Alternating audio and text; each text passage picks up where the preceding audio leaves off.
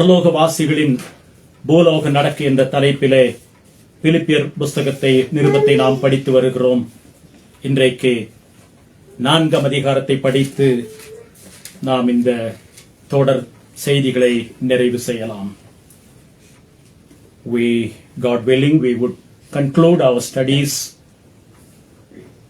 from the book of Philippians under the title Earthly Conduct of Heavenly Citizens. The topic of this morning's sermon is 3 prerequisites to be joyful always. 3 preconditions or prerequisites to be joyful always. இந்த நாளின் நம்முடைய செய்தியினுடைய தலைப்பு எப்பொழுதும் மகிழ்ச்சியாயிருக்க தேவையான 3 காரணிகள் அல்லாவிட்டால் 3 அம்சங்கள். பிலிப்பியர் 4ஆம் அதிகாரத்தை பவுல் துவங்கும் போது ஆதலால் என்ற வார்த்தையோடு துவங்குகிறார். ஆதலால் என்று சொல்லும்போது முன்பு சொல்லப்பட்டவைகளோடு தொடர்புடையது என்பது நமக்கு தெரியும். Paul begins chapter 4 with an introduction, therefore, which means we need to refresh our minds to the previous chapter at least to get the perspective right. ஆதலால் என்று சொல்லும்போது கடந்த வாரத்திலே 3ஆம் அதிகாரத்தினுடைய கடைசி பகுதியிலே இலக்கை நோக்கி நாம் ஏன் தொடர வேண்டும் என்ற காரணத்தை பார்த்தோம். இலக்கை நோக்கி நாம் தொடர்வதற்கு அழைக்கப்பட்டவர்கள். நாம் இந்த உலகத்திலே அந்நியரும் பரதேசிகளுமாக இருந்தாலும் அந்நியரும் பரதேசிகளுமாய் இருப்பதனுடைய நோக்கமே நமக்கு ஒரு இலக்கு இருக்கிறது என்பதை நாம் வேதபூர்வமாக படித்து வந்தோம். Though we are pilgrims and strangers on the face of the earth, it is simply for that reason that we are sojourners, we are pilgrims, that we have a goal, we have a destiny, we have a mark to reach. அந்த இலக்கை தொடர்வதை குறித்து அதற்கான 3 காரணத்தை படித்தோம். நான் அடைந்தாயிற்று அல்லது முற்றிலும் தேறினவனானேன் என்று எண்ணவில்லை. இந்த உலகத்திலே நாம் முழுமையை காண முடியாது என்பதனாலே நாம் இலக்கை நோக்கி தொடர வேண்டும் என்பதை கடந்த வாரத்திலே பார்த்தோம். Because this world is not complete and perfect as yet. I'm using the word perfect, not perfect as yet. It's going to come at a particular point in time. We have to march towards our goal. இந்த உலகம் பரிபூர்ணமானது அல்ல என்பதை விசுவாசிகள் தினந்தோறும் அறிக்கையிடுகிறோம். Each passing day we acknowledge and declare that this world is not complete. We are on course on an onward journey to our eternal destination. அந்த அடிப்படையில் அதற்கான 3 காரணத்தை பார்த்தோம். நம்முடைய மனது இன்னும் முழுமை அடையவில்லை என்பதை பார்த்தோம். Because our thought process is not full as yet. That's why we long for the eternal destination. நம்முடைய மனது இன்னும் பரிபூர்ணம் அடையவில்லை. நம்முடைய உணர்ச்சி இன்னும் பரிபூர்ணம் அடையவில்லை. Our emotions are still not complete as yet. That's why we march towards the goal, the prize that we have been purchased through the blood of Christ. நம்முடைய மனதும் நம்முடைய உணர்ச்சியும் மாத்திரமல்ல நம்முடைய சரீரமும் கூட இன்னும் முழுமையடையவில்லை. ஆகவேதான் இந்த உலகத்திலே பாடுகள் உண்டு, சரீரத்திலே வேதனைகள் உண்டு, பலவீனங்கள் உண்டு. இதன் மத்தியிலும் அனுதினமும் ஆண்டவர் நமக்கு பலத்தை கொடுத்து வருகிறார். நம்முடைய மனதும் நம்முடைய உணர்ச்சியும் நம்முடைய சரீரத்தினுடைய நன்மையும் முழுமை அடையாதபடியினாலே நாம் அந்த முழுமையை நோக்கி பிரயாணம் அடைகிறோம் என்பதை விசுவாசிகளுடைய வாழ்க்கையை குறித்து நாம் படித்தோம். Though we are believers, though we have trusted Jesus Christ for our salvation, who died on the cross of Calvary, we are not complete as yet, because our mind, our emotion, the need of our bodies are not complete as yet. That's why we press on to reach the goal that is set before us. இந்த காலையிலே பிலிப்பியர் 4ஆம் அதிகாரத்திலே பவுல் மகிழ்ச்சியாக நாம் எப்பொழுதும் இருப்பதற்காக சொல்லுகிற 3 காரணங்களை நாம் பார்க்கலாம். அந்த 3ஐ முதலாவது நான் குறிப்பிட விரும்புகிறேன். அதை நாம் தொடர்ந்து படிக்கலாம். முதல் 5 வசனங்களிலே மகிழ்ச்சியிலே நாம் நிலைத்திருப்பதற்கு வளர்ச்சி எப்படி அவசியம் என்று சொல்லுகிறார். In order for us to be joyful always, growth is an essential integral part. Growth is an essential integral part for us to be joyful always. முதல் 5 வசனத்திலே வளர்ச்சி என்பது, நிலைத்திருத்தல் என்பது, அந்த வார்த்தையை படிக்கலாம். 4ஆம் அதிகாரம் 1 வசனத்தினுடைய கடைசி வார்த்தை, கர்த்தருக்குள் நிலைத்திருங்கள், ஏனென்றால் 5ஆம் அதிகாரம் 1 வசனம், கர்த்தர் சமீபமாயிருக்கிறார். கர்த்தருக்குள் நிலைத்திருங்கள், ஏனென்றால் 5ஆம் வசனத்தினுடைய கடைசி வார்த்தை, கர்த்தர் சமீபமாயிருக்கிறார். Be established in the Lord, because the Lord is at hand, verse 5 of chapter 4 says. மகிழ்ச்சியிலே நாம் தங்கியிருப்பதற்கு, மகிழ்ச்சியிலே நாம் நீடித்திருப்பதற்கு தேவையான முதலாவது அம்சம் வளர்ச்சி, அல்லாவிட்டால் நிலைத்திருத்தல். நிலைத்திருத்தல் என்றால் வளர்ச்சியை பற்றி சொல்லுகிறது. கிறிஸ்தவ விசுவாசத்திலே அப்படியே இருக்கிறோம் என்ற நிலை கிடையாது. நன்றாக புரிந்து வைத்துக் கொள்வோம். There is nothing called a stagnated situation in a believer's life. Either we are going back, retrograding, or moving forward. கிறிஸ்தவ விசுவாசத்திலே அப்படியே ஒரு இடத்திலே நிலை நிற்கிறோம் என்று எதுவுமே கிடையாது. இதை ஆணித்தரமாக நாம் புரிந்து கொள்ள வேண்டும். There is nothing called stagnation at a particular point in time in the life of a believer. Either we advance or we go back. கிறிஸ்தவுக்குள் பிரியமானவர்களே, உண்மையான மகிழ்ச்சிக்கு வளர்ச்சி அவசியம் என்பதை பவுல் வலியுறுத்துகிறதை முதல் 5 வசனங்களிலே இந்த காலையிலே நாம் கிரமமாக படிக்க இருக்கிறோம். எது வளர்ந்தாலும் நமக்கு மகிழ்ச்சி தானே. ஒரு கட்சி இருக்கிறது, அது வளர்கிறது என்றால் ஜனங்கள் மகிழ்ச்சி அடைகிறார்கள். ஒரு குழந்தை பிறந்த உடனே அது வளர்கிறது என்று சொன்னால் அது மகிழ்ச்சியை கொடுக்கிறது.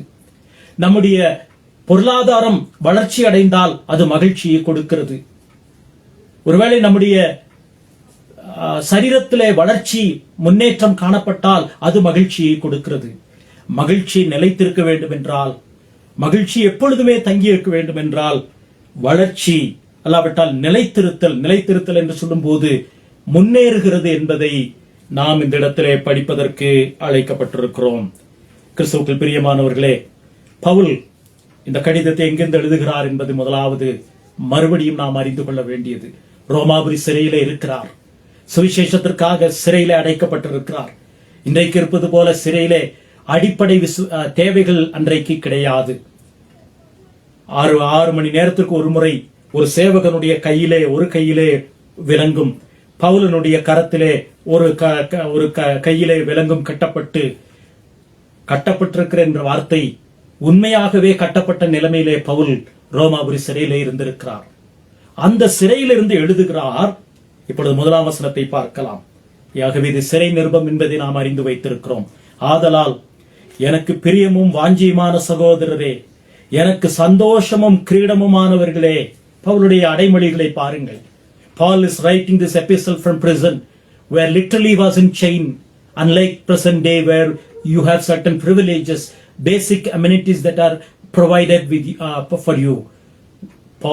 During Paul's time, it was impossible to have basic amenities even in a cell. But Paul is so joyful in the Lord, and that is what he expresses in verse 1 of chapter 4.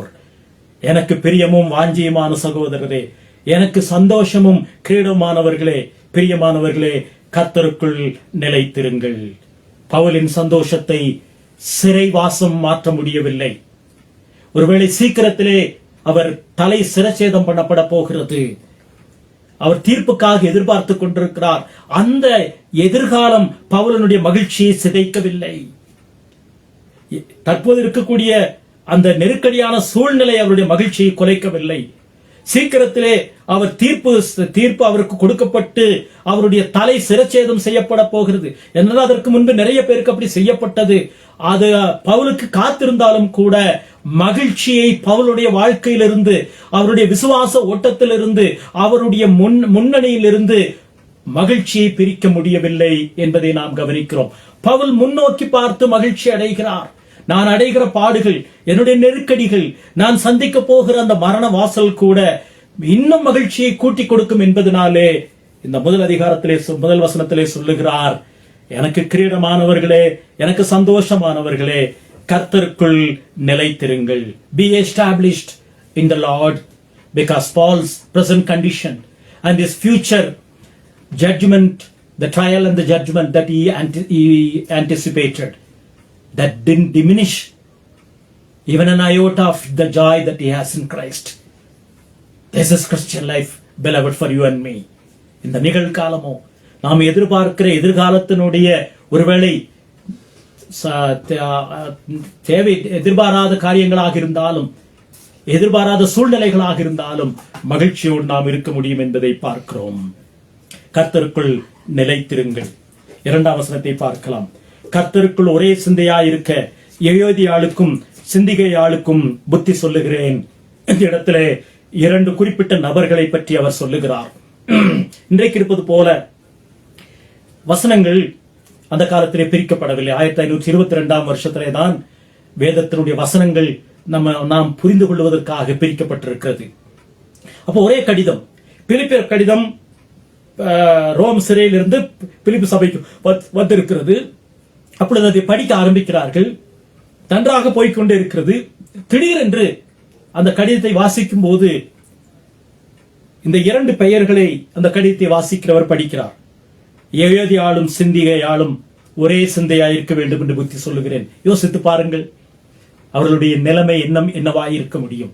ஏனென்றால் எப்பாப்ராதீத்துவின் கையிலிருந்து வந்த செய்தி, கொடுக்கப்பட்ட வெகுமதியிலிருந்து வந்த செய்தி, இப்படி 2 சகோதரிகள் ஒரு மனம் இல்லாமல் இருக்கிறார்கள். அந்த சபையினுடைய ஐக்கியத்தை குலைக்கிறார்கள். அந்த ஐக்கியம் முன்னேறி செல்வதற்கு அது தடையாயிருக்கிறது என்பதை பவுலுக்கு சொல்லி இருப்பார்கள்.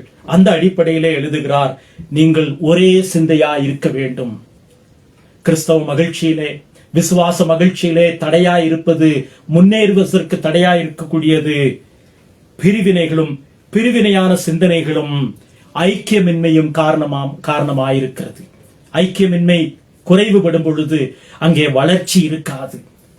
நம்முடைய சபைகள், நம்முடைய ஐக்கியங்களுடைய நம்முடைய சபையினுடைய வளர்ச்சிக்கு, நம்முடைய சபையினுடைய ஐக்கியத்திற்கு நாம் குந்தகம் விளைவிக்கும் போது சபை வளர்கிறது, குறைகிறது என்பதை நாம் விளங்கிக் கொள்ள வேண்டும்.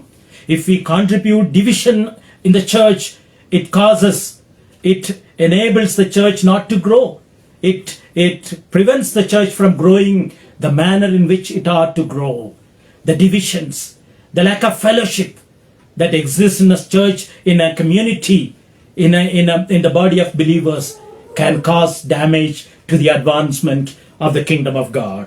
கிறிஸ்துவுக்குள் பிரியமானவர்களே, யோதியாளும் சிந்தியாளும் இப்படிப்பட்ட பிரிவினை உடையவர்களாய் இருந்திருக்கிறார்கள். ஒருவேளை அவர்கள் ஆரம்பத்திலிருந்தே அந்த சபையில இருந்திருக்க முடியும். பவுல் இந்த சபையை ஆரம்பித்த விவரம் நமக்கு தெரியும். அப்போஸ்தலர் 16ஆம் அதிகாரத்திலே தான் பிலிப்பு சபை ஆரம்பிக்கப்பட்ட வரலாறு இருக்கிறது.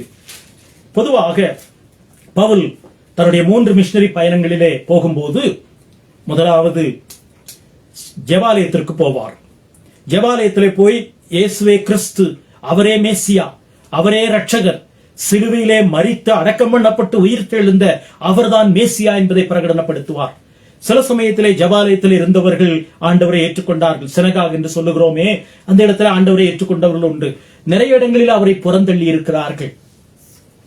பிலிப்பு பட்டணத்திற்கு போகும்போது அங்கே ஜெபாலயம் கிடையாது. நன்றாக படித்து பாருங்கள். அப்போஸ்தலர் 16ஆம் அதிகாரத்திலே பவுல் பிலிப்பு பட்டணத்திற்கு போன போது, அப்போஸ்தலர் 16ஆம் அதிகாரத்திலே ஜெபாலயத்திலே அவர் தினந்தோறும் சம்பாஷணை பண்ணினார்.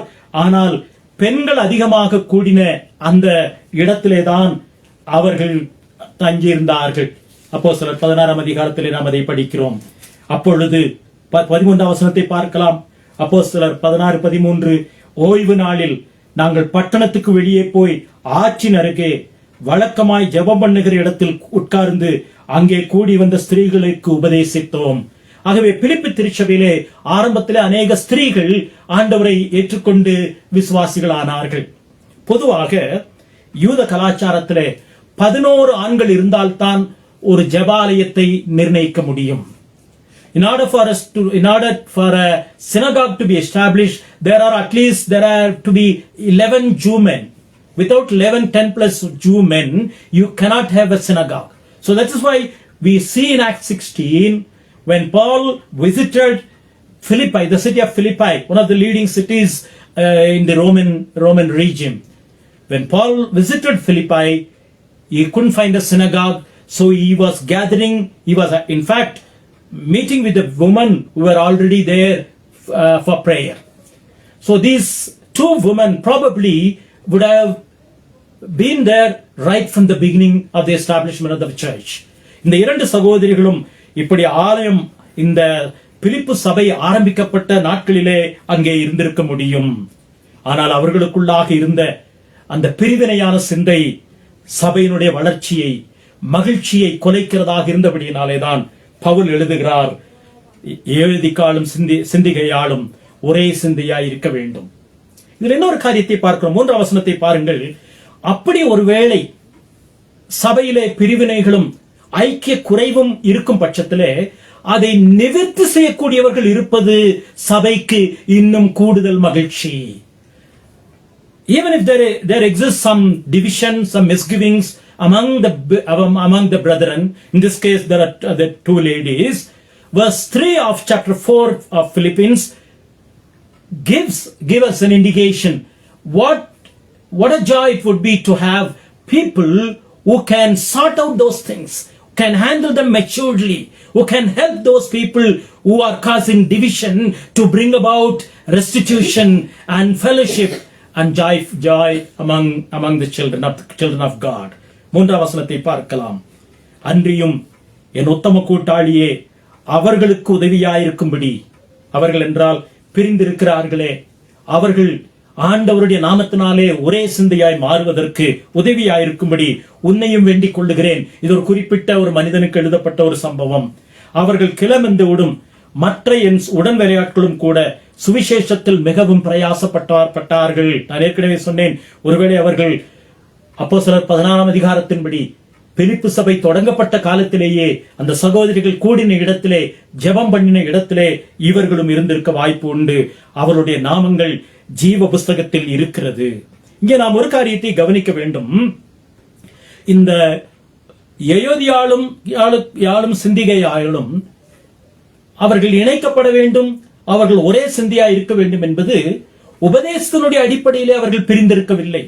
உபதேசத்தினுடைய அடிப்படையிலே அவர்களுக்குள்ளாக பிரிவு இருந்திருந்தால் பவுல் யார் உபதேசத்திலே சரியானவர்களோ அவர்கள் பக்கம் நின்று மற்றவர்களை குற்றம் சாட்டி இருப்பார். உபதேசத்தினுடைய அடிப்படையிலே வந்த பிரிவு அல்ல இது. ஏனென்றால் கலாத்தியர்களை நாம் படிக்கிறோம், நான் சொன்ன சுவிசேஷத்தை அல்லாமல் வேறொருவன் பரலோகத்திலிருந்து வந்த தூதனை கொண்டு வந்தாலும் அவன் சபிக்கப்பட்டவன், அவனை விட்டுவிடுங்கள், அவன் அப்புறப்படுத்தப்பட வேண்டும் என்று சொல்லுகிறார். ஆனால் இந்த இடத்திலே சிந்திகையாலும் யயோதியாலும் இணைந்திருக்க வேண்டும் என்று சொல்லுவது உபதேசத்தினுடைய பிரிவு, உபதேசத்தினாலே வந்த பிரிவு அல்ல. அவர்களுக்குள்ளாக இருக்கக்கூடிய பெருமையாக இருக்கலாம், அவர்களுக்குள்ளாக இருக்கக்கூடிய விட்டு கொடுக்க முடியாத சூழ்நிலையாக இருக்கலாம். அதை ஒழுங்குபடுத்தும்படி பவுல் சொல்லுகிறார். இங்கே சபை என்பது, கர்த்தருடைய வாசஸ்தலம் என்பது உபதேசத்தை எவ்வளவு வைராக்கியமாக பின்பற்ற வேண்டும் என்பதையும் இந்த பகுதியை வலியுறுத்துகிறது. ஏனென்றால் அவர்களுடைய நாமங்கள் ஜீவ புஸ்தகத்தில் எழுதப்பட்டிருக்கிறது. ஒருவேளை அந்த பிரிவினை உண்டாக்குகிற அவர்கள் ஒன்றிணைய வேண்டும், ஏனென்றால் அவர்களுடைய நாமங்கள் ஜீவ புஸ்தகத்தில் எழுதப்படுகிறது. மாத்திரமல்ல, அந்த பிரிவினையை சரிப்படுத்த ஆண்டவர் யாரை அழைத்திருக்கிறாரோ அவர்களுடைய நாமங்களும் ஜீவ புஸ்தகத்தில் எழுதப்பட்டிருக்கிறது. ஆகவே தேவன் உங்களுடைய சிறிய முயற்சிகளை மறந்து விடுவதற்கு அநீதியுள்ள தேவன் அல்ல. கிறிஸ்துவுக்குள் பிரியமானவர்களே, மகிழ்ச்சி தங்கி இருக்க வேண்டும் என்றால் பிரிவினை மாறி, ஐக்கிய குறைபாடு மாறி, ஒரே சிந்தையாய் இருக்க வேண்டும். கிறிஸ்துவனுடைய சாயலிலே ஒரே சரீரமாக நாம் இணைந்திருக்க வேண்டும். அப்படி ஒருவேளை சில சூழ்நிலைகளினாலே அப்படி பிரிவினைகளோ அபிப்பிராய பேதங்களோ பிரிவினையான சிந்தனைகள் இருக்கும் பட்சத்திலே அவைகளை சரிப்படுத்தக்கூடியவர்களும் சபையிலே காணப்பட வேண்டும். ஏனென்றால் 2 பேருடைய நாமங்களும் ஜீவ புஸ்தகத்தில் எழுதப்பட்டிருக்கிறது. தேவன் நம்முடைய சிறு முயற்சிகளை கூட மறந்து விடுவதற்கு அநீதி உள்ள தேவன் அல்ல. வளர்ச்சி என்பது எங்கே பலவீனம் காணப்படுகிறதோ, எங்கே பிரிவினை காணப்படுகிறதோ, எங்கே ஐக்கியத்தை குலைக்கிற சூழ்நிலைகள் காணப்படுகிறதோ அங்கே உதவி செய்வதும் வளர்ச்சியினுடைய அறிகுறிதான். What do we mean by growth? Growth is something that we set right where we find things go wrong. That is growth. ஒரு வளர்ச்சி என்பதை நீங்கள் அனுமானித்தால், கவனித்தால், எங்கே குறைவு இருக்கிறதோ, எங்கே அதை வளர்ச்சியை குறைக்கிறதோ தடுக்கிறதோ அதை சரிப்படுத்துவதும் வளர்ச்சியினுடைய சாரம்சம். To arrest that which causes division, that which causes growth it also amounts to real growth in Christian life. Because God doesn't forget, God doesn't leave aside even the simple effort in the name of the Lord. எபிரேயர் 6ஆம் அதிகாரம் 10ஆம் வசனத்தை பார்க்கலாம். எபிரேயருக்கு எழுதப்பட்ட நிருபம் 6ஆம் அதிகாரம் 10ஆம் வசனத்திலே பவுல் சொல்லுகிறார், ஏனென்றால் உங்கள் கிரியையும் நீங்கள் பரிசுத்தவான்களுக்கு ஊழியம் செய்ததினாலும், அந்த வார்த்தையை கவனியுங்கள், பரிசுத்தவான்களுக்கு, விசுவாசிகள் மத்தியிலே, வளர்ச்சியை தடுக்கிற சூழ்நிலைகளின் மத்தியிலே பரிசுத்தவான்களுக்கு ஊழியம் செய்ததிலும் செய்து வருகிறதிலும் தமது நாமத்திற்காக, ஆண்டவருடைய நாமத்திற்காக காண்பித்த அன்புள்ள பிரயாசத்தையும் மறந்து விடுகிறதற்கு தேவன் அநீதி உள்ளவர் அல்லவே. God is not unrighteous. 302ஆம் பக்கம். God is not unrighteous to even forget our simple effort in order to gather fellowship and to advance in Christian life. கிறிஸ்துவுக்குள் பிரியமானவர்களே, இந்த பின்னணியிலே தான் பிலிப்பியர் 4ஆம் அதிகாரம் 4ஆம் வசனத்திலே கர்த்தருக்குள் எப்பொழுதும் சந்தோஷமாயிருங்கள், சந்தோஷமாயிருங்கள் என்று மறுபடியும் உங்களுக்கு சொல்லுகிறேன் என்று சொல்லுகிறார். சபையை பார்த்து சொல்லுகிறார். இந்த நிருபங்களை நாம் படிக்கும்போது, நான் ஏற்கனவே குறிப்பிட்டிருக்கிறேன், நிருபங்களை படிக்கும்போது அப்போஸ்தலர் நடவடிக்கைகளோடு தொடர்பு படுத்தி படிக்க வேண்டும். ஏனென்றால் அப்போஸ்தலர் 28 அதிகாரங்களோடு தான் இந்த நிருபங்கள் சம்பந்தப்படுகிறது. அப்போஸ்தலர் நடவடிக்கைகளிலே தான் இந்த சபைகள் எல்லாம் எப்படி ஆரம்பிக்கப்பட்டது என்று சொல்லப்பட்டிருக்கிறது. அப்போஸ்தலர் நடவடிக்கைகளிலே தான் இந்த சபைகளினுடைய பின்னணி சொல்லப்பட்டிருக்கிறது. ஆகவே நிருபங்களை நாம் படிக்கும் போது அப்போஸ்தலர் நடவடிக்கைகளிலே இந்த சில குறிப்பிட்ட சபைகள் எப்படி ஆரம்பிக்கப்பட்டது, அங்கே சுவிசேஷம் எப்படி பரம்பினது, அங்கிருந்தக்கூடிய சவால்கள் என்ன, அவர்கள் செய்த நற்கிரியைகள் என்ன என்பதை சிந்திப்பது, படிப்பது, இணைந்து படிப்பது ஆசீர்வாதமானது. பிலிப்பிய சபையை பார்த்து சொல்லுகிறார், கர்த்தருக்குள் எப்பொழுதும் சந்தோஷமாயிருங்கள், சந்தோஷமாயிருங்கள் என்று மறுபடியும் சொல்லுகிறேன் என்று சொல்லும் போது, அப்போஸ்தலர் 16ஆம் அதிகாரத்திலே மறுபடியும் இந்த சபை ஆரம்பிக்கப்பட்ட போது நடந்த சம்பவத்தை நாம் பார்க்கிறோம். ஒரு இக்கட்டான பின்னணியில் இந்த சபை ஆரம்பிக்கப்பட்டது நமக்கு தெரியும். அப்போஸ்தலர் 16ஆம் அதிகாரத்திலே 12ஆம் வசனத்திலே பவுல் மக்கதேனியா ரோமர் குடியேறினதுமான, மக்கதேனியா தேச நாடுகளில் ஒன்றுக்கு தலைமையானதும் ரோமர் குடியேறினதுமான பிலிப்பு பட்டணத்துக்கு வந்து அந்த பட்டணத்திலே சில நாள் தங்கியிருந்தான். அப்பொழுது என்ன நடந்தது? பிலிப்பிய பட்டணத்திலே நடந்த சம்பவம் நமக்கு தெரியும். அதை விரிவாக படிப்பதற்கு நேரம் இல்லை. பவுலை சிறையிலே அடைத்தார்கள். சிறையிலே பவுல் என்ன செய்கிறார்? பவுலும் சீலாவும் என்ன செய்கிறார்கள்? 25ஆம் வசனத்தை பார்க்கலாம். நடுராத்திரியிலே, அப்போஸ்தலர் 16:25, புதிய ஏற்பாட்டில் 186ஆம் வருஷம், அவர்களை அடித்து, 23ஆம் வசனத்தை பாருங்கள், அவர்களை பவுலின் சீலாவையும் அநேக அடி அடித்த பின்பு சுவிசேஷத்திற்காக அடி வாங்கி சிறைச்சாலையிலே வைத்து அவர்களை பத்திரமாய் காக்கும்படி சிறைச்சாலையின் கட்டளையிட்டான். அவர்கள் தொழுமரத்திலே மாட்டி வைக்கப்பட்டார்கள். 25ஆம் வசனத்திலே நடுராத்திரியிலே பவுலும் சீலாவும் ஜெபம் பண்ணி தேவனை துதித்து பாடிக்கொண்டிருந்தார்கள். பிலிப்பு சபை ஆரம்பிக்கப்பட்ட வரலாறு என்ன? சிறைச்சாலையிலே ஆரம்பிக்கப்பட்ட சபை. சிறைச்சாலையிலிருந்து பவுல் எழுதுகிறார். மறுபடியும் பல வருஷங்கள் கழித்து சிறையில் இருந்து இந்த கடிதத்தை எழுதுகிறார். அந்த கடிதத்திலே சொல்லுகிறார், கர்த்தருக்குள் எப்பொழுதும் சந்தோஷமாயிருங்கள், சந்தோஷமாயிருங்கள் என்று மறுபடியும் உங்களுக்கு சொல்லுகிறேன். வேதத்திலே, கடவுளுடைய வார்த்தையிலே பிலிப்பு பட்டணத்தை பற்றி சொல்லப்பட்ட விவரங்கள் மிக மிக துக்ககரமானவைகள். அதிலே நிறைய பேர் ரட்சிக்கப்பட்டார்கள். சபை அற்புதமாய் தோற்றுவிக்கப்பட்டது. இருந்தாலும் அந்த ஆரம்பம் மிகவும் கடினமான ஆரம்பம். அப்போஸ்தலர் 5ஆம் அதிகாரத்திற்கு வருவோம். எப்பொழுது இந்த அப்போஸ்தலர்கள் மகிழ்ச்சியோடு இருந்தார்கள்? வேதம் என்ன எழுதி வைத்துக்கு அது முக்கியம். நாம் நினைப்பது முக்கியம் அல்ல. நம்முடைய கற்பனையிலே அவர்கள் எப்பொழுது மகிழ்ச்சியா இருந்தார்கள் என்று நினைப்பது முக்கியமல்ல. வேதம் அவர்கள் எந்த காலகட்டத்திலே, குறிப்பாக இது தொடர்புடைய அப்போஸ்தலர் நடவடிக்கைகளிலே எப்பொழுது சந்தோஷமாயிருந்தார்கள் என்று கவனிப்பது நல்லது. அப்போஸ்தலர் 5ஆம் அதிகாரம் 40-41 வசனத்திலே படிக்கிறோம். அப்போஸ்தலர் 5. அப்பொழுது அவர்கள் அவனுடைய யோசனைக்கு உடன்பட்டு அப்போஸ்தலரை வளவழைத்து அடித்து, மறுபடியும் அடித்து என்கிற வார்த்தை வருகிறது, இயேசு கிறிஸ்துவின் நாமத்தை குறித்து பேசக்கூடாது என்று கட்டளையிட்டு அவர்களை விடுதலை ஆக்கினார்கள். 41 வசனத்தை பார்க்கலாம். Beautifully it is explained in Acts chapter 5 and verse 41. The correlation we shouldn't forget always. The epistles written to different churches is linked to Acts of the Apostle, because that's where we find the background, the situation, the manner in which these churches were established. அப்போஸ்தலர் 5:41, அவருடைய நாமத்துக்காக, கிறிஸ்துவின் நாமத்திற்காக தாங்கள் அவமானப்படுவதற்கு, அவமானம் அடைவதற்கு, கிறிஸ்துவின் நாமம் அவமான நாமம் கிடையாது. The name of the Lord is not an ashamed name. It is a beautiful, wonderful, amazing name. வானத்திற்கீழே பூமியிலே கொடுக்கப்பட்ட ஒரே அதிசயமான வல்லமையுள்ள நாமம் அந்த நாமம். ஆண்டவருடைய நாமம் அவமானம் கிடையாது.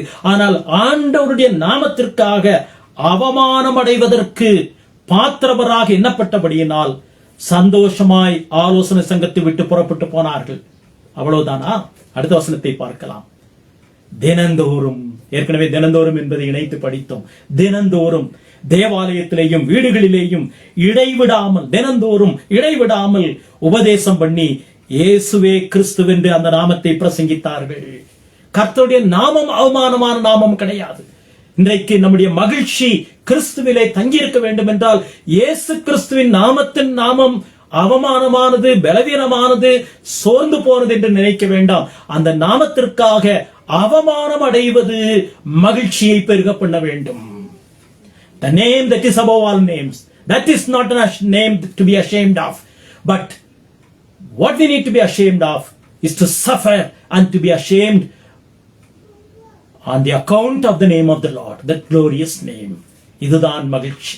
கிறிஸ்துவின் நாமத்திற்காக நாம் அவமானம் அடைய ஆயத்தமாயிருக்கிறோமா? That is growth. வளர்ச்சி எது? நாம் வளர்ச்சி அடையும் போது அநேக அவமானங்களை நாம் சந்திக்க நேரிடும். நீங்கள் வளர்ச்சியை, எந்த ஒரு வளர்ச்சியும் பாருங்கள், அதற்கு பின்பு அநேக சவால்கள், போராட்டங்கள், எதிரிகள் கூடிக்கொண்டுதான் போவார்கள். Wherever you see growth, there is always a challenge. There are always encounters. There are enemies along the way that you encounter. Any growth without opposition, any growth without encounters is not growth in any sense. கிறிஸ்துவுக்குள் பிரியமானவர்களே, கர்த்தருக்குள் எப்பொழுதும் சந்தோஷமாயிருங்கள், சந்தோஷமாயிருங்கள் என்று மறுபடியும் சொல்லுகிறேன் என்று பவுல் சொல்லும் போது, கிறிஸ்துவின் நாமத்தின் நிமித்தம் அவமானம் அடைவதற்கு தாங்கள் ஆயத்தமாயிருந்தார்கள். நம்முடைய வேலை ஸ்தலத்திலே, நாம் படிக்கிற இடத்திலே, ஒருவேளை சத்தியத்தை சொல்லுவதன் மூலமாக நாம், இயேசு கிறிஸ்து நாமம் அவமான நாமம் அல்ல, அந்த நாமத்தை, உன்னதமான நாமத்தை பிரகடனப்படுத்தி, வெளிப்படுத்தி, மன்னித்து, இறங்கி, தயவு பாராட்டும் போது வருகிற அவமானம் தான் உண்மையான மகிழ்ச்சியினுடைய அடையாளம். கர்த்தருக்குள் எப்பொழுதும் சந்தோஷமாயிருங்கள், கர்த்தருக்குள் சந்தோஷமாயிருங்கள். மறுபடியும் உங்களுக்கு சொல்லுகிறேன், ஏன்? அதனுடைய விளைவு என்ன? கர்த்தருக்குள் மகிழ்ச்சியாயிருக்கிறீர்கள் என்றால், எப்பொழுதும் நீங்கள் சந்தோஷமாயிருக்கிறீர்கள் என்றால் அதனுடைய விளைவு என்ன? உங்கள் சாந்த குணம் எல்லா மனுஷருக்கும் தெரிந்திருப்பதாக. 5ஆம் வசனம், let your gentleness be known unto others. That is the mark of growing or advancing or being established in the joy of the Lord. கிறிஸ்துவின் மகிழ்ச்சியிலே நாம் நீடித்திருக்கிறோம், தங்கி இருக்கிறோம், பெருகுகிறோம் என்றால் உங்கள் சாந்த குணம் எல்லா மனுஷருக்கும் தெரிந்திருப்பதாக. கர்த்தருக்குள்ளான சந்தோஷம் சாந்த குணத்தின் மூலமாக வெளிப்படுகிறது. The joy of the Lord is being established or exhibited through our quality of gentleness. உங்கள் சாந்த குணம் எல்லா மனுஷருக்கும், இந்த வார்த்தையை கவனிப்போம், எல்லா மனுஷருக்கும், உங்களுடைய குடும்பத்திலே தெரிந்திருப்பதாக, நீங்கள் வேலை செய்கிற இடத்திலே தெரிந்திருப்பதாக. மகிழ்ச்சியை ஒரு இடத்திலே வைத்து இன்னொரு இடத்திலே வைக்காமல் இருக்க முடியாது. எல்லா மனுஷருக்கும் தெரிந்திருப்பதாக என்றால் If we advance in happiness, it has to be shown in every sphere of our life, in every aspect of our life. ஒரு இடத்திலே நாம் மகிழ்ச்சியோடு இருந்து இன்னொரு இடத்திலே நாம் மகிழ்ச்சியை தொலைத்தால் அது நாம் மகிழ்ச்சியிலே விருத்தி அடைகிறோம் என்று சொல்ல முடியாது. If you are happy at a particular situation, if you are joyful in a particular situation, not in other places, not in with other relationship, which means we are not advancing in the joy of the Lord.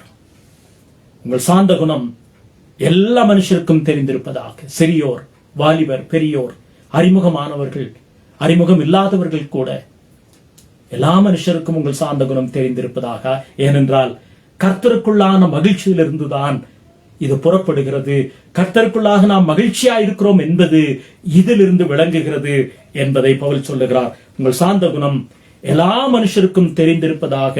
ஏனென்றால் கர்த்தர் சமீபமாயிருக்கிறார். அவருடைய இரண்டாம் வருகை சமீபமாயிருக்கிறது. நாளானது எப்படி என்று பார்க்கிறோமோ அப்படி நாம் புத்தி அடைய வேண்டும், புத்தி சொல்ல வேண்டும் என்று வேதம் சொல்லுகிறது. Observing the day and age and era in which we live, we need to edify others. In the process of edifying others, we ought to edify ourselves. நாளானது எப்படி இருக்கிறது என்று பார்க்கிறோமோ அப்படி நாம் மற்றவர்களையும் ஆயத்தப்படுத்த வேண்டும். எபிரேயர் 10 அதிகாரம் 24-25 வசனங்கள். எபிரேயர் 10 அதிகாரம் 24-25 வசனங்கள். Hebrews chapter 10 verses 24 and 25, where the author of Hebrews encourages believers to motivate each other because you observe the day, the age, the difficult time that we live in. எபிரேயர் 10 அதிகாரம் 24-25 வசனம், 307வது பக்கம். மேலும் அன்புக்கும் நற்கிரியைகளுக்கும் நாம் ஏவப்படும்படி ஒருவரை ஒருவர் கவனித்து, சபை கூடி வருதலை சிலர் விட்டு விடுகிறது போல நாம் விட்டு விடாமல் ஒருவருக்கு ஒருவர் புத்தி சொல்ல கடவோம். அது எப்படி விளங்குகிறது? நாளானது சமீபித்து வருகிறதை. இதைத்தான் கர்த்தர் சமீபமாயிருக்கிறார் என்று பிலிப்பியர் 4:5 பவுல் சொல்லுகிறார். நாளானது சமீபித்து வருகிறதை எவ்வளவாய் பார்க்கிறீர்களோ அவ்வளவாய் புத்தி சொல்ல வேண்டும். How much we observe, how much we analyze the days. The days are evil, the days are tough.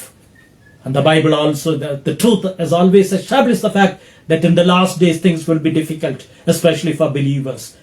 So as much we observe the days and the era and the season that we live in, that much we motivate others to live and to march forward in the things of the Lord, in the joy of the Lord, which is exhibited through our gentleness.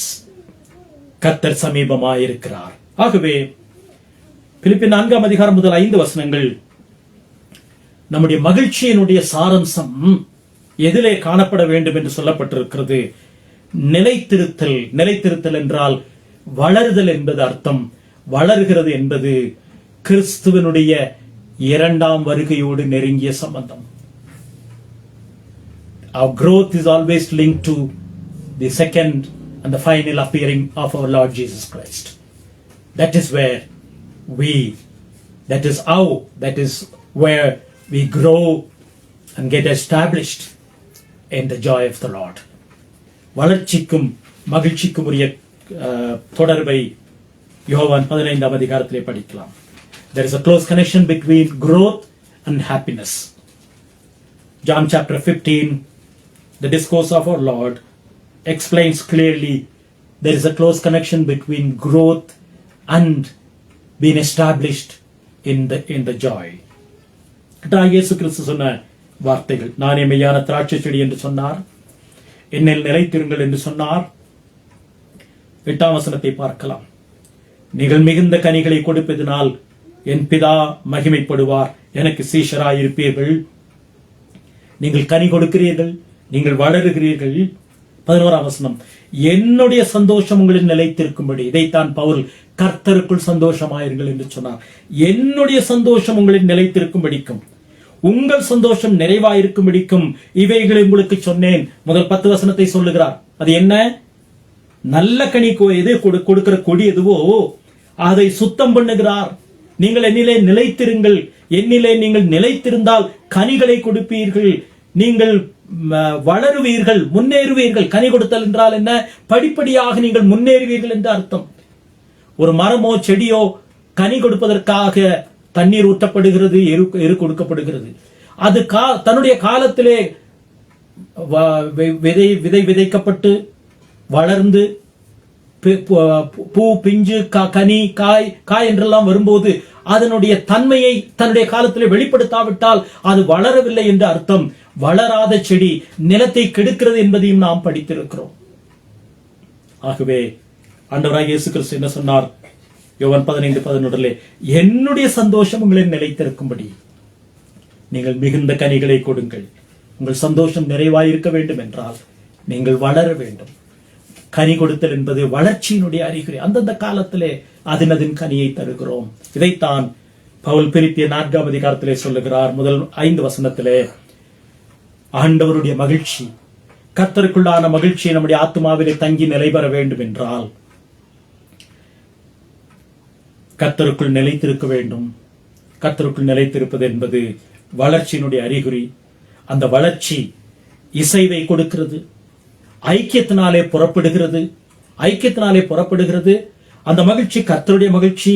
ஐக்கியத்திலிருந்து புறப்படுகிற மகிழ்ச்சி, மற்றவர்களை உற்சாகப்படுத்துகிறது புறப்படுகிற மகிழ்ச்சி சாந்த குணமாக மாறி எல்லா மனிதருக்கும் காட்சி அளிக்கிறது.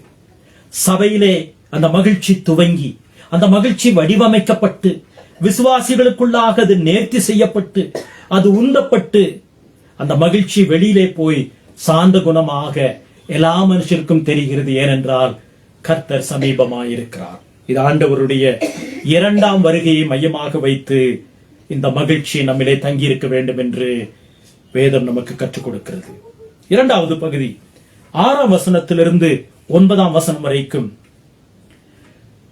மகிழ்ச்சி விசுவாசியினுடைய வாழ்க்கையிலே தொடர்ந்து நிலைத்திருக்க வேண்டும் என்றால் நன்றி அறிதல் நம்முடைய வாழ்க்கையின் அம்சமாக இருக்க வேண்டும்.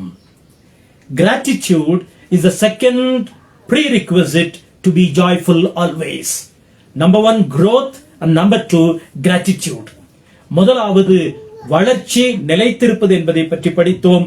2வது நன்றி அறிதல், நிலைத்திருத்தல்.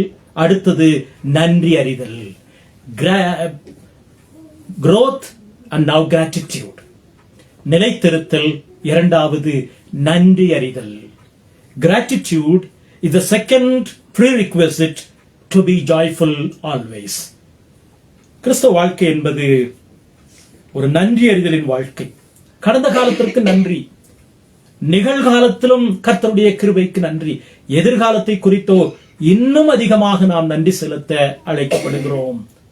இந்த உலகம் நன்றியை அறியாத உலகம், நன்றியை பிரித்து பார்க்கிற உலகம். Gratitude is compartmentalized in this world. The theology, the philosophy of this world is all about gratitude being segregated. If somebody helps me, I give thanks, and if somebody don't help me, I curse him. That is the philosophy of this world. இந்த உலகம் யாராவது ஏதாவது நன்மை செய்தால் நன்றி என்ற ஒரு வார்த்தையில சொல்லிவிட்டு கடந்து போகிற உலகம். ஒருவேளை அவர்கள் நமக்கு தேவையான நேரத்திலே, நாம் எதிர்பார்த்த நேரத்திலே நமக்கு உதவி செய்யாவிட்டால் அவர்களை சபிப்பதற்கும் தயமாட்டார்கள். யாருக்கு நன்றி சொன்னோமோ அதே நபர்களை சபிக்கவும் நாம் ஆரம்பிப்போம். The very same persons we have blessed and be thankful at a particular point in time, when they didn't do anything to us, we go to the extent of cursing the same person whom we have thanked beforehand. Thankfulness, gratitude is segregated in this world.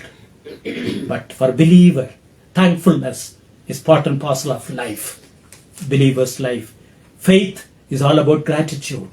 விசுவாசம் என்பது நன்றி அறிதலை உள்ளடக்கியது. ஏனென்றால் 9ஆம் வசனத்தினுடைய கடைசி வார்த்தையை பாருங்கள். கர்த்தர் சமாதானத்தின் தேவன் உங்களோடு இருப்பார். 5ஆம் வசனத்திலே கர்த்தர் சமீபமாயிருக்கிறார், அவருடைய 2ஆம் வருகை. ஆனால் 6ஆம் வசனத்தில் 9ஆம் வசனம் வரைக்கும் மகிழ்ச்சி தங்கியிருக்க வேண்டும் என்றால் 2வது சமாதானத்தின் தேவன் நம்மோடு இருக்கிறார். His presence is very much with us. That is why we are grateful to God at all ways.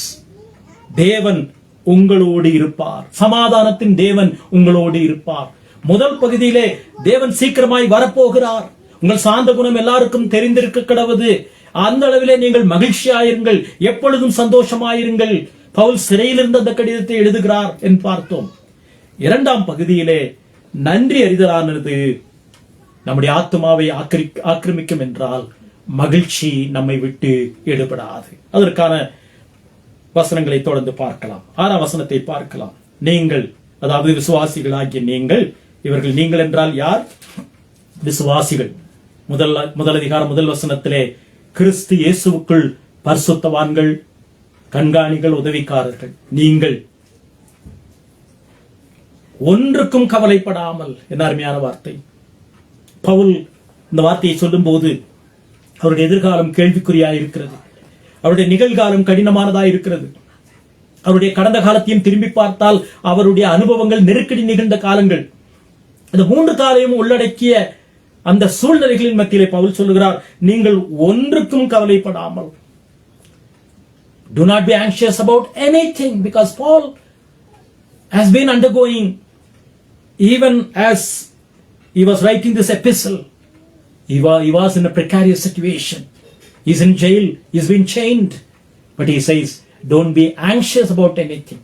You realize your situation, you know you're fat, but don't be anxious about anything.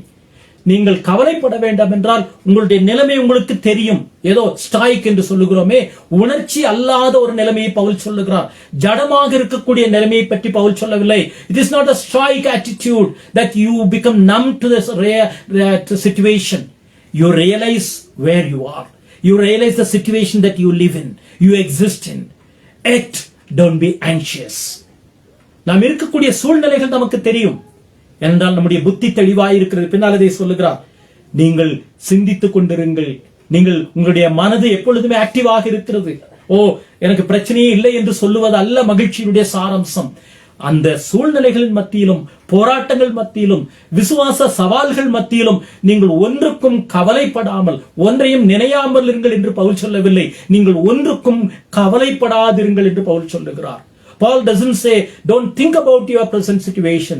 Don't ponder over things that you go through, the challenges that you encounter. Not that you give up your mind, you leave aside your mind, but you are aware of your situation. You know the situation that you are entangled with. But don't be anxious is what is advised to the believers. நீங்கள் சிந்தியாமல் இருக்க வேண்டாம் என்று சொல்லவில்லை, நீங்கள் கவலைப்பட வேண்டாம். Don't be too worked about things that you go through. நீங்கள் ஒன்றுக்கும் கவலைப்படாமல். நிகழ்காலமோ எதிர்காலமோ, பவுல் தன்னுடைய சூழ்நிலைகள், ரோம சாம்ராஜ்யத்தை பற்றி அவர் கவலை இல்லை. ரோம சாம்ராஜ்யம் வல்லமையுள்ள சாம்ராஜ்யம். இன்றைக்கு இருக்கிற சில அரசாங்கங்களைப் போல நாங்கள் நினைத்துக் கொள்ளுகிறார்கள். அரசாங்கங்கள் எங்களை விட்டால் யார், நாங்கள் செய்வதை தடுப்பதில் யார் என்று நினைத்துக் கொண்டிருக்கிறார்கள். ரோம சாம்ராஜ்யம் அப்படி இருந்தது. பவுல் அதை பற்றியும் கவலைப்பட வேண்டாம் என்று சொன்னார். அந்த சாம்ராஜ்யம் நினைத்துக் கொண்டிருக்கிறது, இன்னும் தலைமுறைகளாக நாங்கள் இருக்க போகிறோம், எங்களை ஒருவரும் அசைத்து பார்க்க முடியாது என்று ரோம சாம்ராஜ்யம், பவுலை சிறைப்படுத்தின ரோம சாம்ராஜ்யம் நினைத்துக் கொண்டிருக்கிறது. பவுல் சொன்னார், அதை குறித்தும் நீங்கள் கவலைப்பட வேண்டாம். Don't be troubled by the reality, the fact of the matter that the authority, the power that be is stronger than you. That situation is mightier than you. You cannot handle them. ஒருவேளை இந்த சூழ்நிலைகள், அவருடைய அச்சுறுத்தல்கள் உங்களுக்கு இருந்த பொழுதும் கூட அதை நீங்கள் உணருங்கள், நீங்கள் அதை புரிந்து வைக்கிறீர்கள். ஆனால் அதை குறித்து நீங்கள் கவலைப்படாமல், நீங்கள் ஒன்றுக்கும் கவலைப்படாமல், எல்லாவற்றையும் குறித்து, கிறிஸ்தவ வாழ்க்கையினுடைய ரகசியம் அதுதான், விசுவாச வாழ்க்கையினுடைய ரகசியம் அதுதான், எல்லாவற்றையும் குறித்து நீங்கள் தேவனுக்கு தெரியப்படுத்த முடியும். நீங்கள் ஒன்றுக்கும் கவலைப்படாதிருங்கள். அதை நீங்கள் அலசி பார்க்கிறீர்கள், உண்மைதான். அதை நீங்கள் அறிந்து வைத்திருக்கிறீர்கள், உண்மைதான். அதனுடைய தாற்பயங்களை நீங்கள் அலசி பார்க்கிறீர்கள், உண்மைதான். ஆனால் அதை குறித்து நீங்கள் கவலைப்படாமல், எல்லாவற்றையும் குறித்து, இது மிக முக்கியமான வார்த்தை, but with about all things, don't be anxious, but about all things you place before God.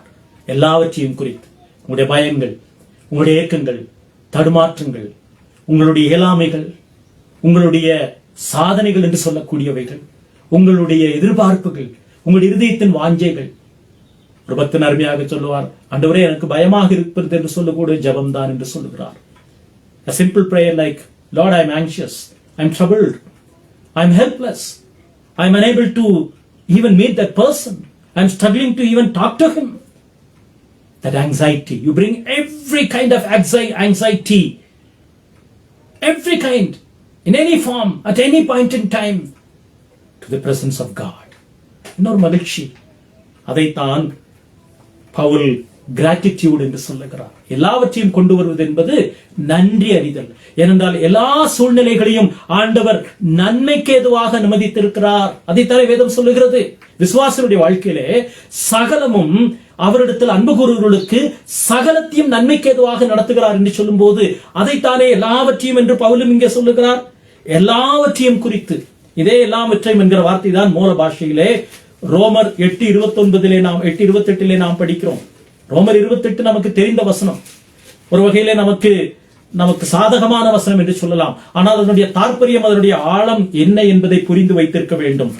பிலிப்பியர் 4ஆம் அதிகாரத்திலே சொல்லப்பட்ட நீங்கள் ஒன்றுக்கும் கவலைப்படாமல் எல்லாவற்றையும் குறித்து என்ற அந்த எல்லாம் என்கிற கிரேக்க மொழிதான், வார்த்தை தான் ரோமர் 8:22 படிக்கிறோம்.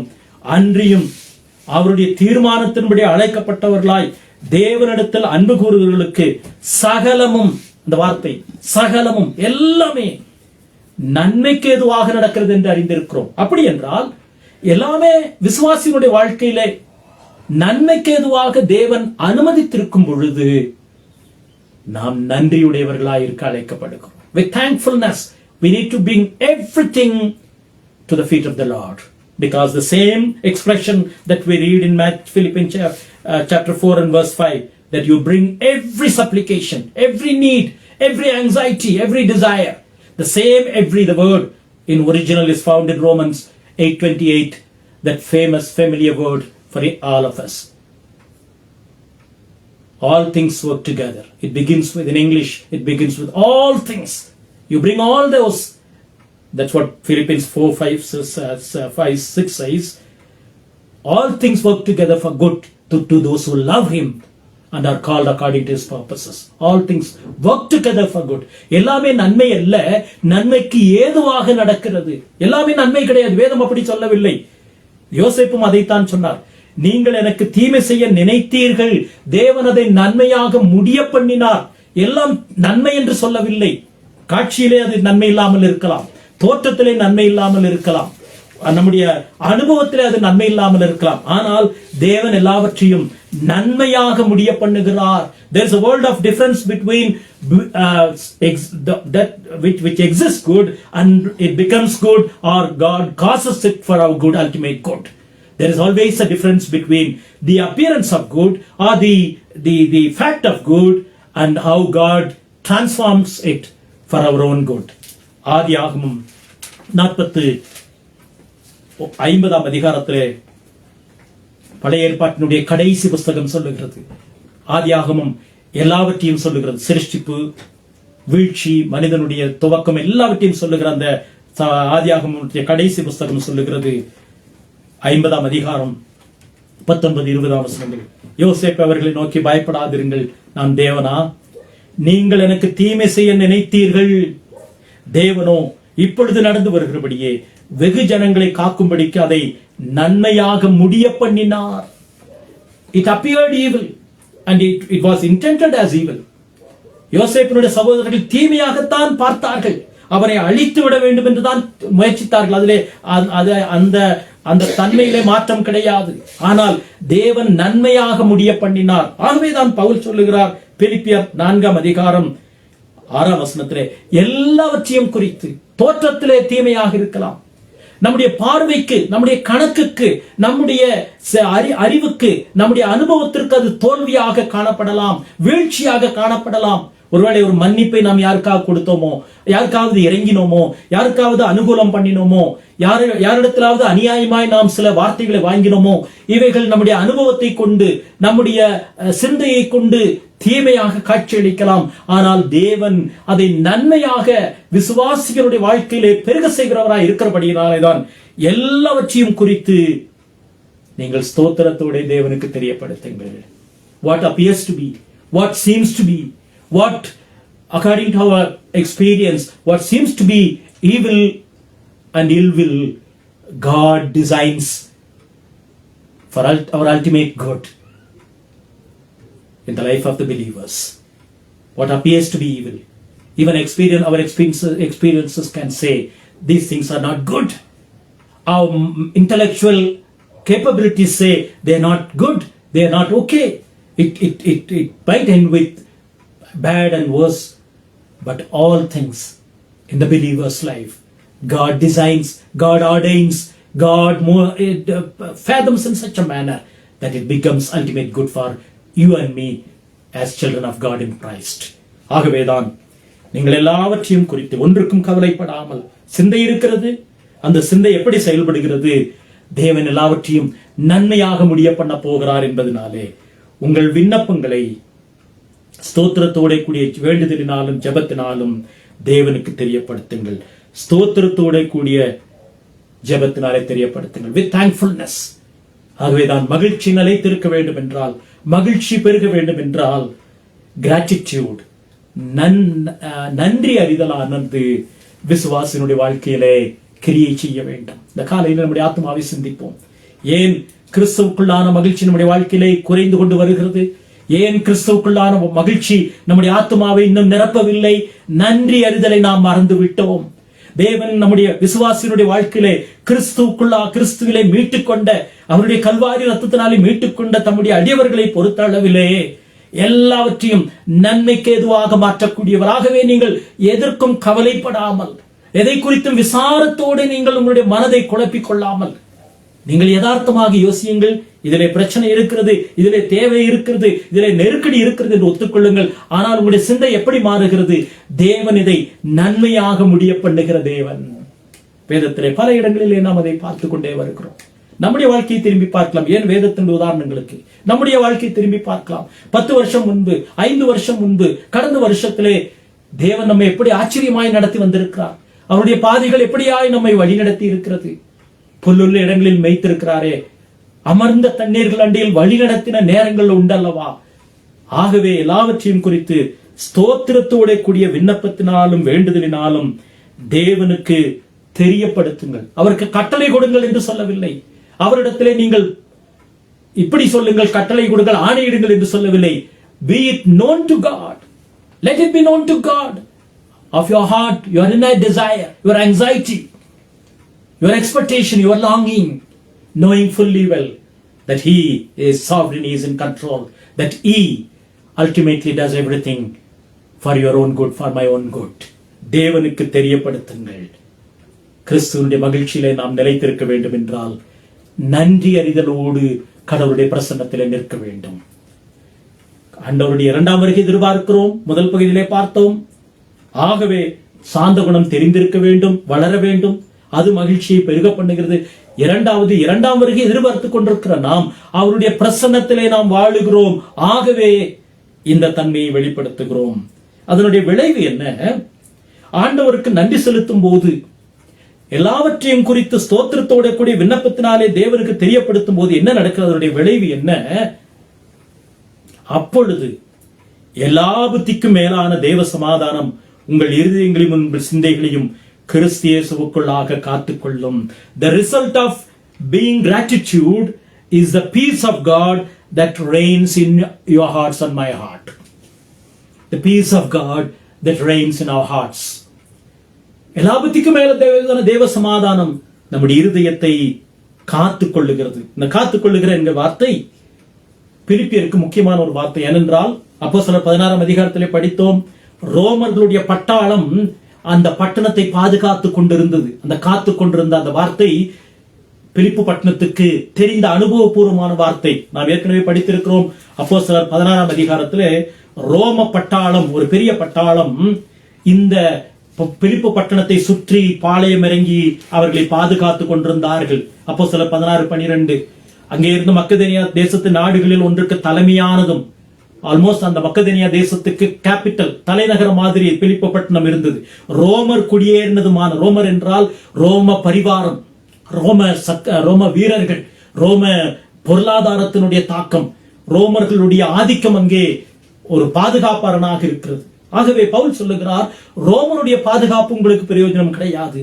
ரோம பட்டாளத்தினுடைய பாதுகாப்பு உங்களுடைய விசாரத்தை நீக்க முடியாது, உங்களுடைய கவலையை நீக்க முடியாது. ரோமர்கள் தங்களை பற்றி தான் கவலைப்பட்டு அங்கே இருக்கிறார்கள். ரோமர்கள் தங்களுடைய ராஜ்யத்தினுடைய விரிவுக்காகத்தான் அந்த கவலையினாலே தான் அங்கே இருக்கிறார்கள். உங்களுக்காக கவலைப்படுவது ரோம நாட்டினுடைய பிரஜைகள் கிடையாது, ரோம நாட்டினுடைய ராணுவம் கிடையாது, ரோம பொருளாதாரம் கிடையாது. நீங்கள் ஒன்றுக்கும் கவலைப்படாமல் எல்லாவற்றையும் குறித்து உங்கள் விண்ணப்பங்களை ஸ்தோத்திரத்தோட கூடிய ஜெபத்தினாலும் வேண்டுதலினாலும் தேவனுக்கு தெரியப்படுத்தும் போது எல்லா புத்திக்கும் மேலான தேவ சமாதானம் உங்கள் இருதயங்களையும் உங்கள் சிந்தைகளையும் கிறிஸ்து இயேசுவுக்குள்ளாக காத்துக்கொள்ளும். அந்த பாதுகாப்பை பற்றி பவுல் இங்கே சொல்லுகிறார். That kind of garrison, because the city of Philippi is familiar with the garrison, the launching of the Roman Empire, or the soldiers surrounding the city, guarding the city. Paul says that doesn't help you. The guarding of the Roman mighty empire will not take away your anxiety, your troubled mind, your situation. It is the peace of God when you thankfully, with gratitude, you put forth your supplications, all your anxieties, your cares into the hands of God. ஆகவே எல்லா புத்திக்கும் மேலான தேவ சமாதானம் உங்கள் இருதயங்களையும் சிந்தைகளையும், அந்த வார்த்தை முழுமையாக காத்துக்கொள்ளும். இருதயத்தையும் காத்துக்கொள்ளும், சிந்தையும் காத்துக்கொள்ளும். It will overrun. It will cover every aspect of your life, that you will be guarded, garrisoned by the mighty blessedness of God's peace. அப்பொழுது லாபத்துக்கு மேலான தேவ சமாதானம் உங்கள் இருதயங்களையும் உங்கள் சிந்தைகளையும் காத்துக்கொள்ளும். ஆகவேதான் கடைசியாக பவுல் சொல்லுகிறார், சகோதரரே, உண்மை உள்ளவைகள் எவைகளோ அந்த பட்டியலை பாருங்கள், இவைகளையே நீங்கள் சிந்தித்துக் கொண்டிருங்கள். எதை சிந்திக்க வேண்டாம்? ஒன்றுக்கும் கவலைப்பட வேண்டாம். எல்லாபத்துக்கும் மேலான தேவ சமாதானம் உங்களை காத்துக்கொள்ளும். கடைசியாக உண்மை உள்ளவைகள் எவைகளோ ஒரு பட்டியலை சொல்லுகிறார். இந்த பட்டியல் எங்கே ஆரம்பிக்கிறது? உண்மையில் இருந்து ஆரம்பிக்கிறது. உண்மை என்பது கர்த்தருடைய வார்த்தையிலிருந்து புறப்பட வேண்டும். நம்முடைய சிந்தையை கடவுளுடைய வார்த்தை ஆக்கிரமித்தால் ஒழிய நாம் இப்படிப்பட்ட நேர்த்தியான சிந்தைகளை வைக்க முடியாது. Unless we are preoccupied with the truth of God, because the list that we have in Philippians chapter 4 and verse 8 begins with whatever is truthful. It begins with whatsoever truthful. That sets the tone for our minds to be filled with what all the things. உண்மை உள்ளவைகள் எவைகளோ என்று பவுல் ஆரம்பிக்கிறார். உண்மை உள்ளவைகள் என்று சொல்லும் போது சத்தியத்தை மையமானதாக இருக்க வேண்டும். If our minds are preoccupied, predominantly molded with the thought of God, with the mind of God, through the word of God, our thought process is safely guarded. உண்மை உள்ளவைகள் எவைகள் என்று ஆரம்பித்து ஒழுக்கம் உள்ளவைகள், நீதி உள்ளவைகள், கற்புள்ளவைகள், அன்புள்ளவைகள், நற்கிருத்தி உள்ளவைகள், புண்ணியம் எதுவோ புகழ் எதுவோ அவைகளையே சிந்தித்துக் கொண்டிருங்கள். ரோமர் 8ஆம் அதிகாரத்திற்கு வருவோம். விசுவாசிகளுடைய சிந்தைக்கும் உலக சிந்தைக்கும் உள்ள வித்தியாசத்தை பவுல் சொல்லுகிறார். Romans 8:5 distinguishes the mind of worldly and the mind of godly. ரோமர் 8:5 அன்றியும் மாம்சத்தின்படி நடக்கிறவர்கள் மாம்சத்திற்குரியவர்களை சிந்திக்கிறார்கள். அவர்கள் உண்மையை சிந்திக்க மாட்டார்கள், ஒழுக்கம் உள்ளவைகளை சிந்திக்க மாட்டார்கள், கற்புள்ளவைகள், அன்புள்ளவைகளை சிந்திக்க மாட்டார்கள். ஆனால் ஆவியின்படி நடக்கிறவர்கள் ஆவிக்குரியவைகளை சிந்திக்கிறார்கள். Those who walk in the flesh, they think after flesh. They do not have any good to even to have the thought process. But those who belong to God, those who have the mind of the Spirit of God, they have this lofty thoughts of beginning with the truth. மாம்சத்திற்குரியவர்கள் மாம்சத்தை சிந்திக்கிறார்கள், ஆவிக்குரியவர்களோ ஆவிக்குரிய சிந்திக்கிறார்கள். மாம்ச சிந்தை மரணம். 6ஆம் வசனத்தை பார்க்கலாம். மாம்ச சிந்தை மரணம். The thought process, the mind of worldly flesh is death, the process of death, going downward path. ஆவியின் சிந்தையோ ஜீவனும் சமாதானமும். It is the ascending path. The spirit of godly, the spirit of truth leads to life and peace. Again, peace is mentioned in Romans 8:6. மாம்ச சிந்தை மரணம், ஆவியின் சிந்தையோ ஜீவனும் சமாதானமும். கிறிஸ்துவுக்குள் பிரியமானவர்களே, தேவனுடைய சிந்தையை நாம் அறிந்து கொள்வதற்கு அழைக்கப்படுகிறோம். கடைசியாக 9ஆம் வசனத்தை பார்த்து முடிக்கலாம். அடுத்த வாரத்தில் மீதி பகுதியை பார்க்கலாம். நீங்கள் என்னிடத்தில் கற்றும், there is a list that Paul gives as an example. What you have learned, கற்றும், அடைந்தும், what you have achieved or what you have gained, அடைந்தும், கேட்டும், what you have heard, கண்டும், what you have seen. இருக்கிறவைகள் எவைகளோ அதைத்தான் 8ஆம் வசனத்திலே சொல்லுகிறார். அந்த எவைகளோ என்பது உண்மை உள்ளவைகள் எவைகளோ, ஒழுக்கம் உள்ளவைகள் எவைகளோ, அந்த நீங்கள் என்னிடத்தில் கற்றும் அடைந்தும் கேட்டும் கண்டும் இருக்கிறவைகள் எவைகளோ அவைகளையே செய்யுங்கள். 8ஆம் வசனத்திலே சிந்தித்துக் கொண்டிருங்கள் என்று சொல்லுகிறார். அதற்கு உதாரணமாக தம்மை சொல்லுகிறார். அவைகளை நீங்கள் செய்யுங்கள். Do like manner. What? Not only the thought process. The thought process leads to real action of life and peace. நீங்கள் என்னிடத்தில், there is an example for us to follow. What a beautiful illustration that we have. Not that Paul has achieved. Paul clearly says he's not a perfect model in that sense, but a practical model. Pavul ஒரு முழுமையான ஒரு மாதிரி கிடையாது, ஆனால் ஒரு முன்மாதிரியான மாதிரி. ஏனென்றால் பவுலே சொல்லுகிறார், நான் அடைந்தாயிற்று அல்லது முற்றிலும் தேறினவனானேன், நான் முழுமையாகிவிட்டேன் என்று சொல்லவில்லையே. அதை 3ஆம் அதிகாரம் 12ஆம் வசனத்திலே சொல்லுகிறார். He is not a perfect model, but he is a practicing model for us. He gives us an indication. இடத்தில் கற்றது, கேட்டது, அடைந்தது, கண்டுவிருக்கிறவைகளோ அவைகளை செய்யுங்கள். அப்பொழுது சமாதானத்தின் தேவன் உங்களோடு கூட இருப்பார். அவருடைய பிரசன்னம் உங்களோடு இருக்கும். அவருடைய பிரசன்னம் எப்படிப்பட்ட பிரசன்னம்?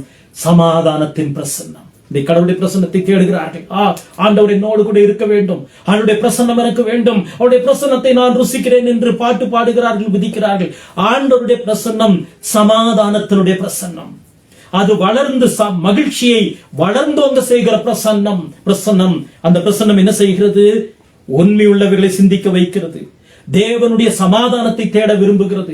எல்லா சூழ்நிலையிலும் நன்றியாயிருக்க நம்மை அழைக்கிறது. இதுதான் தேவனுடைய பிரசன்னம். தேவனுடைய பிரசன்னம் என்று கூச்சல் போடுவது அல்ல, ஆர்ப்பரிப்பது அல்ல, குதிப்பது அல்ல. தேவனுடைய பிரசன்னம் என்பது நன்றி அறிதல். எல்லாவற்றையும் குறித்து, எதை குறித்தும் கவலைப்படாமல் எல்லாவற்றையும் குறித்து, அந்த எல்லாம் என்ன? எல்லாவற்றையும் நன்மைக்கு எதுவாக செய்கிறார். ரோமர் 8:28. தேவனுக்கு தெரியப்படுத்தும் போது தேவ சமாதானம் நம்முடைய இருதயத்தையும் சிந்தைகளையும் காத்துக்கொள்ளும். முழுமையாக ரோம சாம்ராஜ்யம் எப்படி பாதுகாத்துக் கொள்ளுகிறதோ அதை விட அதிகமாக பாதுகாத்துக் கொள்ளும். அந்த அடிப்படையில் நாம் சிந்திக்கிறோம், சத்தியத்தை மையமாக வைத்து சிந்திக்கிறோம், அதை செயல்படுத்துகிறோம். அப்பொழுது விளைவை பார்ப்போம். அப்பொழுது சமாதானத்தின் தேவன் உங்களோடு இருப்பார். நான் எதையும் செய்துவிட்டு, எதையும் பேசிவிட்டு சமாதானத்தின் தேவன் என்னோடு இருப்பார், அவருடைய பிரசன்னம் என்னோடு கூட இருக்கும் என்று சொன்னால் அது வேதத்திற்கு புறம்பானது. இந்த காரியத்தை செய்யும் போது, நன்றி அறிதலோடு நாம் கடவுளுடைய பிரசன்னத்திலே வாழும் போது சமாதானத்தின் தேவன் நம்மோடு இருப்பார். இந்த 2 அடையாளங்களை பார்த்தோம். முதலாவது வளர்ச்சி, growth sustains our happiness. Number 2, gratitude sustains our happiness. முதலாவது நிலைத்திருத்தல், வளர்ச்சியோடு நிலைத்திருத்தல் மகிழ்ச்சியை பெருக பண்ணுகிறது. அடுத்தது மாத்திரமல்ல, நிலைத்திருத்தல் மாத்திரமல்ல, நன்றி அறிதல் நம்முடைய மகிழ்ச்சியை பெருக செய்கிறது. 3வது இறுதியாக அடுத்த வாரத்தில் நம்ம ஆண்டு சித்தமானால் 10ஆம் வசனத்திலிருந்து பார்க்கலாம். Giving establishes our happiness. கொடுத்தல், நன்றி நிலைத்திருத்தல் மாத்திரமல்ல, நன்றி அறிதல் மாத்திரமல்ல, மற்றவர்களுக்கு நன்மை பாராட்டுவது, கொடுத்தல், நன்மை பாராட்டுவதும் மகிழ்ச்சியை பெருகப்படுகிறது. Giving, the attitude of sharing increases our joy. God willing, we will see that next week.